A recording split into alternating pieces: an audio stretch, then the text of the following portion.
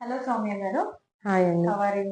I'm fine. ఎట్లా ఉందండి ఇప్పుడు మన ఆల్మోస్ట్ ఒక 2 మంత్స్ సోరియాసిస్ ట్రీట్మెంట్ తీసుకున్నారు కదా, ఎట్లా అనిపిస్తుంది మీకు? చాలా అంటే చాలా బెటర్ అయింది. ఎస్పెషల్లీ ద ఆయిల్స్ మీరు ఇచ్చింది అవి అసలు చాలా బాగా పనిచేశాయి. త్రూ అవుట్ నైట్ వేసేసుకొని అది మొత్తం అప్లై చేసుకొని పడుకొని మార్నింగ్ హెడ్ బాత్ ఇంకా నార్మల్ బాత్ చేస్తే అసలు చాలా బాగా సెట్ అయింది.